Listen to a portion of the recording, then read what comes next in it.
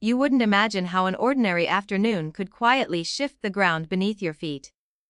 I was home alone, halfway through an old film, when a knock at the door rewrote the rhythm of my day. It was my sister's husband, and what unfolded afterward was not loud or dramatic, but subtle, almost imperceptible. The kind of change that happens inside you before you even have the words to name it. Before we begin, take a second to subscribe, leave a like, and tell me in the comments which city you're listening from. It truly helps us more than you know. Now let me take you back to that Saturday. The air outside was sharp with cold, the sky a pale sheet of gray that muted everything it touched. Inside, the house felt insulated from the world, warm, still, safe. I had wrapped myself in a thick, my favorite one with the faint scent of lavender detergent, and settled into the armchair by the window. A cup of tea rested on the table beside me, steam curling upward like a fragile thought. The television murmured softly, casting shifting shadows along the walls. There is a particular kind of silence that settles over a house when you're alone. Sometimes it feels peaceful. Other times, it presses in on you. That afternoon, it felt like protection, like a pause from everything complicated in my life. Then came the knock. Soft, measured, almost hesitant. My heart jumped before my mind could reason with it. I wasn't expecting anyone. My sister was out of town, and I had made no plans. For a second, I considered ignoring it, convincing myself it was nothing. But the sound came again, firmer this time.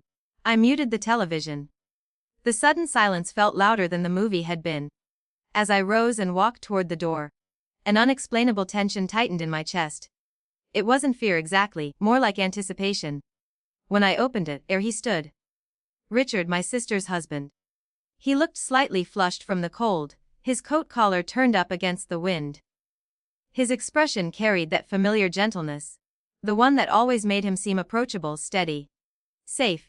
Hi, Susanna, he said quietly, almost careful with my name. I hope I'm not interrupting. For a brief moment, neither of us moved. The space between us felt charged in a way I could immediately understand. It wasn't inappropriate. It wasn't dramatic. It was simply present. No, not at all, I replied, stepping aside. My voice sounded calmer than I felt. I was just watching a movie. He entered slowly, brushing invisible flecks of cold from his sleeves. The scent of winter air followed him inside. I closed the door, and with that simple click, the outside world seemed to vanish entirely. He glanced toward the living room where the paused film cast a frozen image on the screen. Quiet day? He asked. Yes, I said, offering a small smile. Quiet can be nice. But as I spoke, I became acutely aware of how long it had been since I'd shared this space with someone. How long since the house had felt inhabited, rather than simply occupied. We moved toward the living room, careful, almost formal at first. Yet beneath the politeness lingered something else, something unspoken. Richard had always been kind to me, supportive in subtle ways. He listened when others dismissed. He noticed when I withdrew. And that afternoon, as he removed his coat and draped it over the chair, I sensed that this visit wasn't entirely accidental. There are moments in life that seem ordinary on the surface, two people in a quiet room, light flickering from a television screen, but beneath them, something deeper shifts. A recognition, a connection that feels both unexpected and strangely familiar. I couldn't have predicted it then. I only knew that the stillness had changed, and so had I. He hadn't arrived with an excuse or obligation in hand. No forgotten documents. No urgent message from my sister, no practical reason to explain his presence. He was there because he had chosen to be. And somehow, that realization unsettled me more than any dramatic justification would have. We walked back into the living room together. The distance between us careful but no longer formal. He took the chair opposite mine. The soft creak of the cushions broke the silence as he settled in. His coat brushed against the fabric, releasing a faint trace of cologne that mingled with the steam of my tea and the warm, slightly musty scent of old wood. It was an ordinary sensory detail, and yet it felt magnified, as though my awareness had sharpened. The room seemed smaller now. Not physically, emotionally. At first, our conversation floated along safe territory. The weather had turned colder than expected. My sister had plans that evening. a book he had recently finished, a film I had watched the week before. We spoke lightly, almost cautiously, as if testing the boundaries of something unnamed. But then the tone shifted. It wasn't abrupt. It was gradual, like the way twilight dims a room without you noticing the exact moment daylight disappears. He asked how I had been. Not the casual, "How are you?" people use to fill silence, but the kind that waits for a real answer. I hesitated before responding, caught off guard by the sincerity in his gaze. "Fine," I began automatically, and then stopped, because his eyes didn't move away. "Honestly," he prompted gently, and something inside me softened. He asked if I felt happy, if I felt fulfilled, if I ever wondered whether the life I was living matched the life I had once imagined. The questions weren't intrusive, they were deliberate, thoughtful. They carried weight. I realized, with a flicker of discomfort, how long it had been since anyone had asked me those things. And more unsettling still, how long it had been since I'd allowed myself to answer them. Words began to spill out quietly. Not dramatic confessions, not reckless admissions, just truth. Small truths at first, then deeper ones. I spoke about the loneliness that sometimes crept in even when I told myself I was content. About the feeling of drifting instead of choosing. About how easy it is to disappear inside responsibility. He listened. Truly listened, not interrupting, not correcting, not offering quick solutions, just present. His posture leaned forward slightly, elbows resting on his knees, hands loosely clasped as if holding the space steady for me. And I felt seen. The realization startled me. I had grown so accustomed to being the reliable one, the composed one, that I hadn't noticed how invisible I'd begun to feel.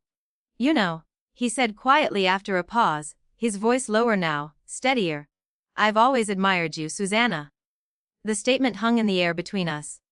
I gave a small nervous laugh, instinctively deflecting. "Admired?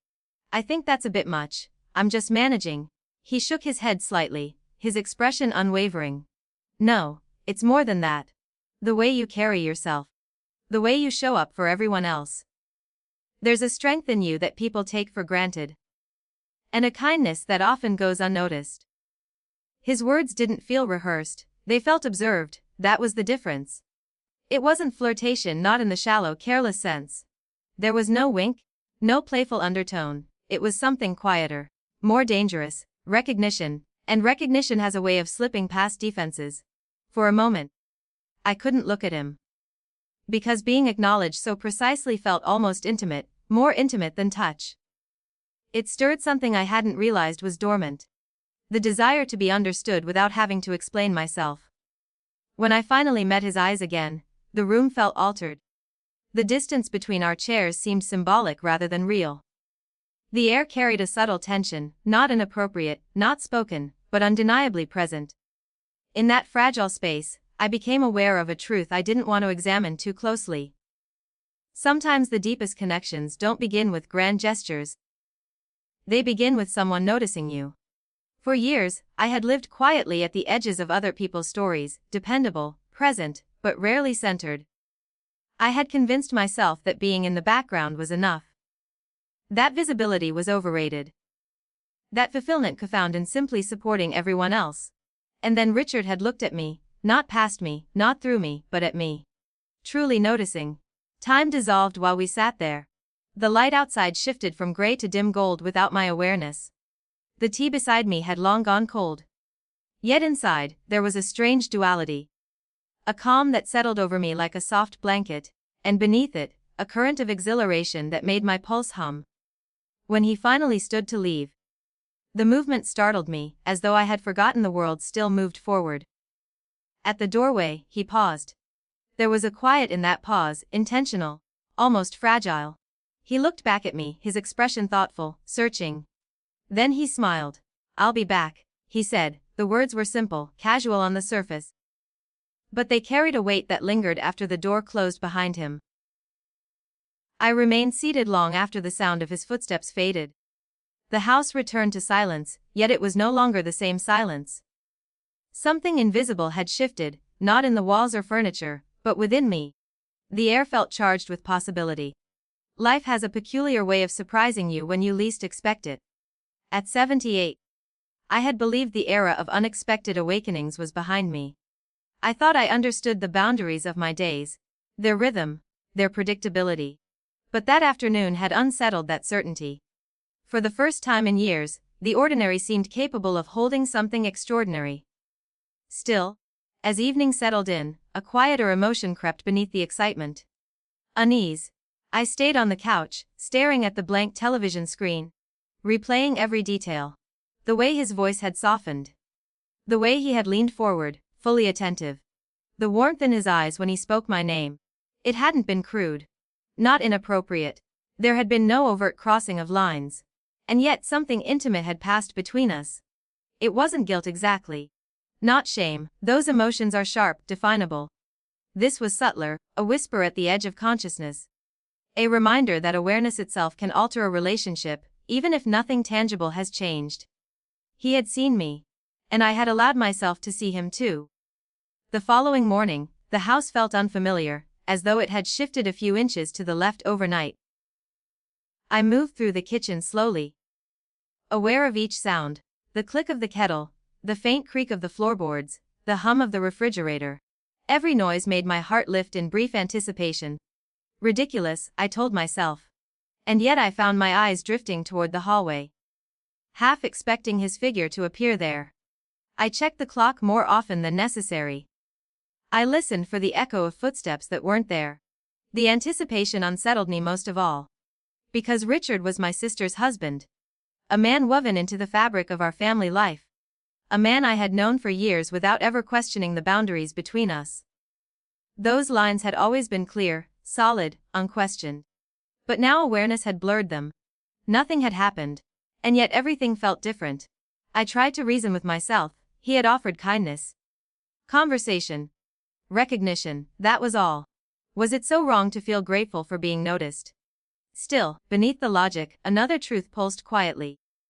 Sometimes the most significant shifts occur not through actions, but through perception. And once you see someone differently, once you feel seen, it becomes impossible to return completely to the way things were. Standing in the kitchen that morning, sunlight filtering faintly through the curtains, I understood something unsettling. The change had not come from him alone. It had begun inside me. I had known him for decades. Watched him grow into his role in our family. Shared holidays, quiet dinners, ordinary conversations that never carried this kind of weight. And yet, now, beneath the familiarity, there was something new, a quiet current neither of us acknowledged aloud. When he returned later that afternoon, it wasn't with urgency, but with intention. He carried a small tray, tea, freshly brewed, and a modest plate of kuz arranged with almost boyish care. The gesture was simple, domestic, harmless on the surface. But the care behind it warmed the room in a way the heating never could. He stepped inside carefully, as though aware that we were standing at the edge of something unnamed. "I thought you might like another cup," he said, his voice soft, testing the air between us. I couldn't help but smile. "Richard, you really didn't have to do all this." "I know," he replied gently. "I just thought it might make the afternoon feel lighter." There was something vulnerable in that pause before. As if he too was navigating unfamiliar ground, we sat again, not quite as formally as before. The tray rested on the table between us, steam rising in delicate spirals.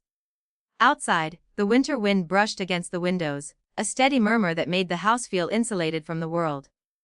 Inside, the faint scent of cinnamon mingled with old paperbacks and polished wood. It felt intimate, not in a reckless way, but in the way shared stillness can be. For a while, we simply drank our tea. The silence was no longer awkward. It was inhabited. Then he leaned back slightly, studying me with a thoughtfulness that made my pulse flutter. "You know, Susanna," he began, "I've always admired your courage." I laughed softly, instinctively deflecting.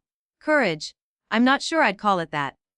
"I would," he said, leaning forward now, elbows resting on his knees. "The same attentive posture as the night before. The way you've handled everything.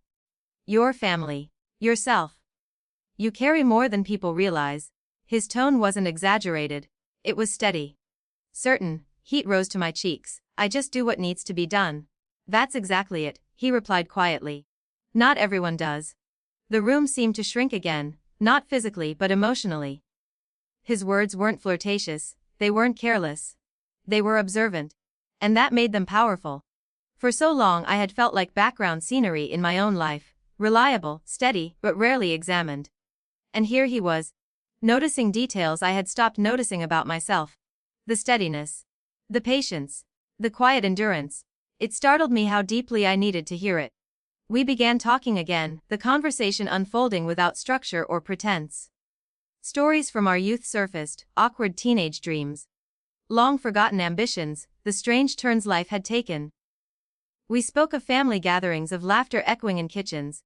Of moments we had both quietly carried alone. There was a tenderness in it. My laughter came more easily than it had in years, unguarded, genuine. And when he laughed, I saw not just the man who married my sister, but the person beneath that role. Thoughtful, slightly wistful. Searching in ways I recognized. The tension that had once hummed beneath the surface no longer felt sharp. It had softened into something more complex, layered with understanding. And yet, there was still that electricity.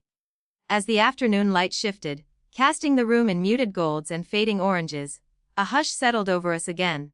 Not uncomfortable, anticipatory. He reached out then, not dramatically, not impulsively, just a small, deliberate motion. A stray lock of silver hair had fallen across my face. Without thinking, or perhaps after thinking very carefully, he brushed it gently aside. The touch was fleeting, barely there, but my breath caught. It wasn't the contact itself that startled me. It was what it represented. He had noticed. The small detail, the strand of hair. The way it bothered my eyes. Such a minor thing, and yet it felt monumental. Because being seen in the smallest details can be more intimate than any grand declaration. For a suspended second, neither of us moved. The fading sunlight framed his face in warmth, and in his eyes I saw not recklessness, not impulse, but awareness. The same awareness that had been growing quietly between us. And in that fragile space, I understood something that both comforted and unsettled me. This was no longer just kindness. It was connection. And once a connection reveals itself, it demands to be acknowledged. Even if only in the silence between two heartbeats. I don't want this to become awkward, he said quietly, his voice stripped of its usual steadiness. I don't want either of us to feel uncomfortable. I just enjoy being here. With you. The honesty in it disarmed me. Not a confession, not a transgression. Just truth. I know. I whispered, meeting his eyes. I enjoy it too. There it was, not a vow, not even a decision. Just acknowledgement. Two people who had shared decades of familiarity, suddenly recognizing a deeper layer beneath it. Something that had perhaps always existed. Dormant and unnamed. Waiting for a moment of stillness to surface. It was gentle. Careful. Entirely mutual. As evening crept into the room, stretching shadows along the walls, he rose slowly, placing his teacup down with deliberate calm. I should check on dinner, he said. A lightness in his tone that didn't quite mask the reluctance behind it. Your sister will be home soon. Reality returned with that sentence, quiet but firm. Yes. I replied, my voice softer than I intended. She will. The words settled between us, heavy with the awareness of context, of roles. Of boundaries that remained physically intact even as something intangible had shifted. At the doorway, he paused again. He seemed to consider something. Perhaps another sentence, perhaps nothing at all. Then he offered that small, knowing smile. I'll be back. And he left the room, felt altered once more. Not emptier, but charged with the echo of him. I remained seated, hands folded in my lap, listening to the hush of the house. It wasn't guilt that filled me. Guilt would have been simpler. What I felt was more intricate. A sense of being seen. Of being quietly cherished in a way that did not demand. Did not rush, did not claim, but simply existed. As the last of the daylight flickered against the walls, I realized something that startled me with its clarity. I had been waiting for this. Not for him specifically, perhaps, but for the feeling. The recognition. The warmth of being acknowledged not as a role. Not as an obligation, but as a person with depth and quiet strength. The days that followed slipped into a rhythm. Neither of us discussed yet both seemed to honor. He found reasons to linger. A small repair in the kitchen that could have waited. A book he claimed he wanted to revisit. a memory sparked by something trivial that somehow required conversation. Each visit brief. Each interaction harmless on the surface. And yet each one left a mark. Like footprints in soft sand, subtle, but impossible not to notice once you've seen them. One afternoon, sunlight streamed through the window in pale golden lines, warming the faded rug beneath my feet. I sat in my usual chair, a long-neglected novel open in my hands. Though I had reread the same paragraph 3 times without absorbing it. I sensed him before I saw him. A presence in the doorway. Richard stood there with an armful of newspapers, slightly disheveled, as though he'd gathered them in haste. "Thought you might appreciate some lighter reading," he said, stepping inside. He placed them careful on the table beside me. "Some stories are amusing. Some tragic. All worth a glance." I smiled, closing my book. "And which category do you think we fall into?" I asked lightly, though the question carried more weight than I let on. He met my gaze, steady, thoughtful. "I think," he replied after a pause, "we're still deciding." The answer lingered long after the words faded. Because beneath the small gestures, beneath the borrowed books and shared tea, something was unfolding. Not recklessly, not dramatically, but undeniably. And with each passing day, I understood a little more clearly that the most profound changes in life rarely arrive with noise. They begin quietly. With a look, a pause, a simple, "I'll be back." And the knowledge that you are no longer invisible. I smiled at the small stack of newspapers. "You always seem to know what I need before I do." He gave a quiet chuckle as he settled into the chair across from me. "Maybe I just pay attention," he said almost shyly. The way he said it mattered. Not boastful, not flirtatious, just observant. We spoke softly, our voices low and measured, to anyone passing by. It would have sounded like ordinary conversation, commentary on headlines, a remark about the weather turning colder, a passing joke about how little the world really changes. But beneath those harmless words something steadier and deeper. Awareness. A growing recognition of how comfortable we had become in one another's presence. At one point Richard leaned back, resting his hand along the arm of the chair, studying me with a thoughtfulness that made me sit a little straighter. "Susanna," he began carefully, "do you ever feel lonely, even when you're surrounded by people?" The question caught me off guard. My fingers traced the delicate rim of my teacup as I considered it. Outside, the wind grazed the windows again, as if punctuating the silence. "Sometimes," I admitted at last, "loneliness isn't always about being alone. Sometimes it's about not being seen, not being understood." The confession felt larger than the words themselves. He nodded slowly, as though I had voiced something he already knew. "I understand that," he said quietly. "More than I'd like to admit." His gaze softened. "And sometimes, when someone notices even the smallest things about you, it changes something." A tightness formed in my throat. He wasn't speaking of desire. There was no hunger in his tone, no recklessness. He was speaking of recognition, of emotional presence, of what it means to be truly perceived. And in that recognition, I felt warmth spread through me, steady, grounding, almost sacred. It was the intimacy of being acknowledged without performance. Two lives intersecting not out of impulse, but understanding. As the afternoon light shifted again, the room transformed into layers of gold and muted shadow. The fading sun traced the lines on Richard's face, illuminating the silver at his temples, the faint creases around his eyes. For the first time, I studied him as carefully as he had studied me. Not just the man my sister married, but the human being beneath that role. The quiet resilience in the way he carried himself. The gentleness that often went unnoticed in louder company. He caught me looking. There was no embarrassment, only a soft awareness passing between us. "You look thoughtful," he said. "I am," I replied. "I was just thinking about how life gives us moments we don't expect. Moments that make us see differently." He leaned forward slightly, elbow resting on his knee, mirroring the posture he seemed to take whenever something mattered. "Moments like this," he said. I held his gaze. "Yes. Moments like this." The silence that followed was not empty. It was full, charged with ending neither of us tried to define. We both felt it. The subtle tension, the closeness, the shift from casual familiarity into something more profound. Nothing improper had happened. And yet everything felt altered.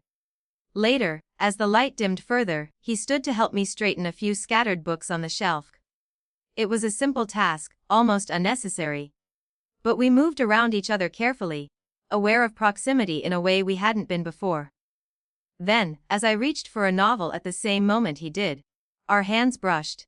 The contact was brief, a whisper of warmth against skin. But neither of us pulled away immediately. For a suspended heartbeat.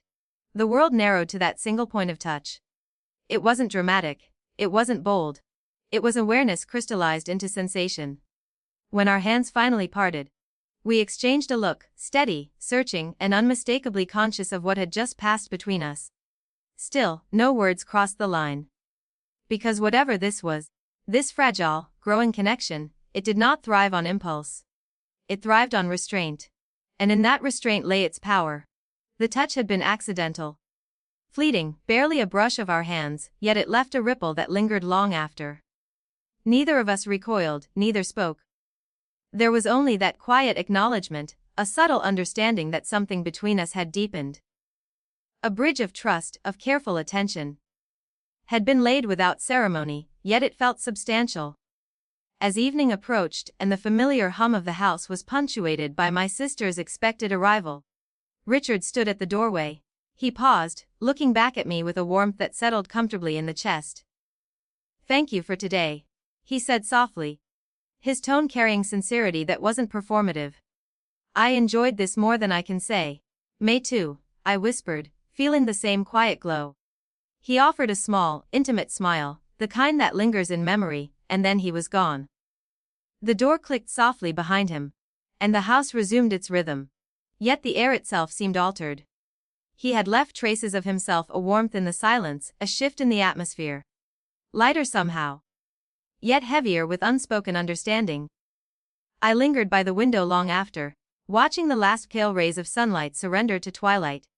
The first stars began to appear, delicate sparks against the deepening dark, and I realized that even at our age, with decades behind us, life still held the capacity to surprise, to awaken something unexpected, to teach about connection, about longing, and about the quiet, transformative power of being truly seen. A calm anticipation settled over me, as though the bond we had begun to forge might continue to unfold in ways neither of us could yet imagine.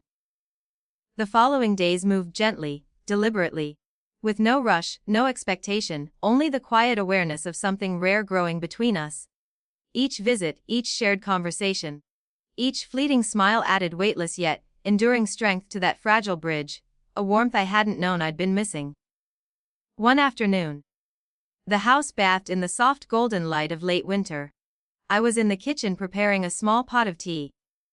The familiar clink of keys and the shuffle of shoes announced Richard's presence, before he stepped into the doorway, carrying a small bundle of books.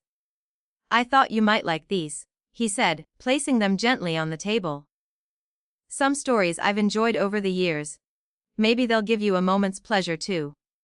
I smiled, touched by the simplicity of the gesture, the careful intention in his voice, the thoughtfulness in his eyes. "Thank you, Richard," I said softly. "That's very kind of you." He settled into the armchair nearby, and we spoke quietly, sharing reflections, memories, and confessions we hadn't voiced in years. The conversation moved without urgency or expectation, flowing easily as the golden light of afternoon pooled around us. It was ordinary. Yet it carried an extraordinary weight, a gentle intimacy that was as profound as it was unspoken. Even in silence, the room seemed fuller, richer, alive with the quiet recognition of two people who had always known one another, but were now discovering a layer of connection that neither had dared to name until this moment. There was no need for spectacle or performance. Every word we exchanged carried weight simply because it was honest. In the soft glow of the afternoon, the world seemed to shrink around us, leaving only the two of us suspended in time. For a few quiet hours that was enough. At one point, he reached out and took my hand. The gesture was simple, unremarkable in any other context, yet it spoke volumes. The warmth of his touch, the subtle reassurance in the pressure of his fingers, conveyed more than words ever could. I didn't pull away. I allowed myself to feel it fully, the comfort, the companionship, the profound understanding that had quietly grown between us. Susanna, he said softly, his gaze steady, sincere. I don't want this to be complicated, or for either of us to feel awkward. I just care about you. And I want to be here however it's right to share these moments with you. Tears pricked my eyes, not of sadness, but of gratitude, of recognition. I care about you too, Richard. I whispered, words spilling out more freely than I expected. And I think we both know what this means in our own hearts. No further words were necessary. No grand declaration, no rush into the unknown. We simply sat together, hands touching gently, hearts silently acknowledging the bond that had formed. Outside, the wind rattled the windows. Inside, the air was calm, rich with unspoken understanding and quiet presence. When my sister returned that evening, life resumed its ordinary rhythm. Richard greeted her warmly, and I joined in, laughing at a small anecdote from the day. On the surface, nothing had changed, yet beneath it all, we both knew that something subtle but irreversible had shifted, a connection, a mutual recognition, a tenderness that lingered quietly in our shared spaces. As the night deepened and the house grew still, I reflected on it all. Life has a way of surprising you, even after decades.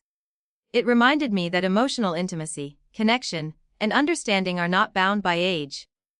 In Richard's presence, I had discovered that even in the ordinary, in the routines and quiet corners of life, there exists the extraordinary, the kind of recognition that touches the heart, the kind that quietly transforms it. Something profound had settled over me that evening, something I hadn't realized I had been longing for all along.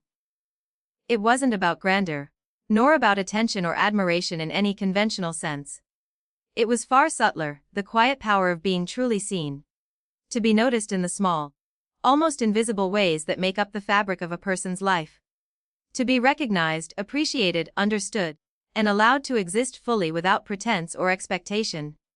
That awareness, that recognition, had a weight to it, gentle but undeniable.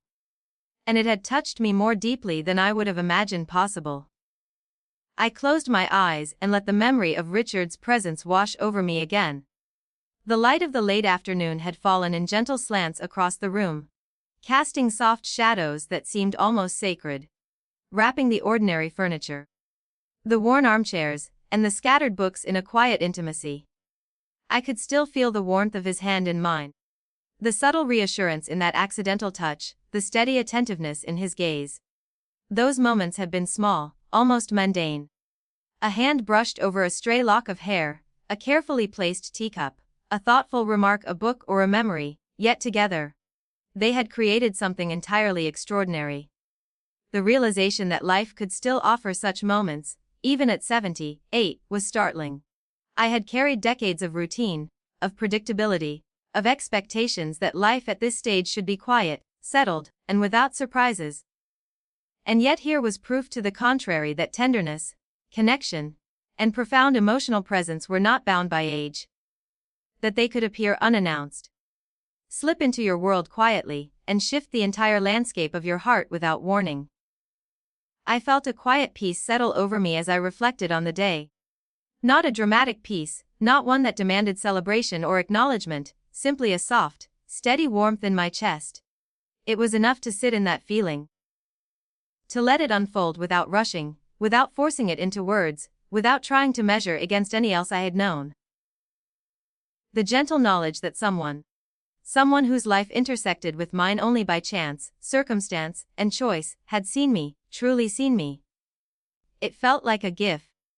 One I hadn't realized I had been waiting for, one I hadn't even known to hope for, and yet it was here. I lingered in the quiet of the room, watching the shadows lengthen as the evening deepened. Outside, the wind rattled the windows with the gentle insistence of winter, reminding me of the vast, uncontrollable world beyond the walls. Inside, however, the house was still.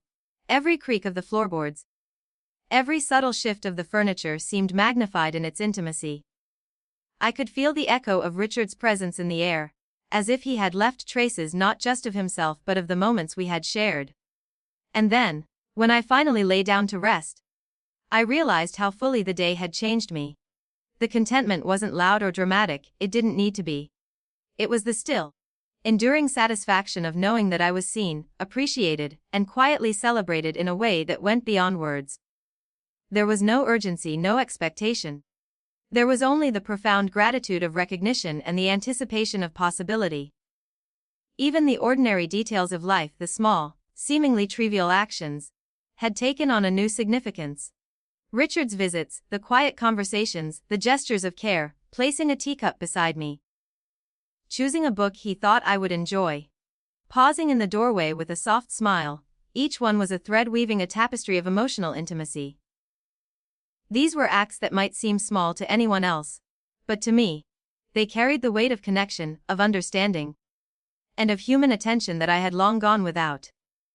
As I drifted towards sleep, the house quiet around me, I reflected on the rarity of such moments.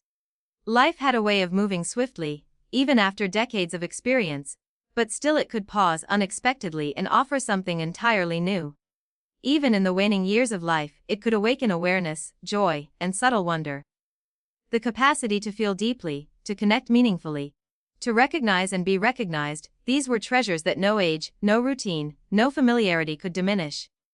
I smiled softly to myself, thinking of Richard. Of the way his words had lingered, of the warmth in his eyes, of the small gestures that had grown into a profound sense of companionship.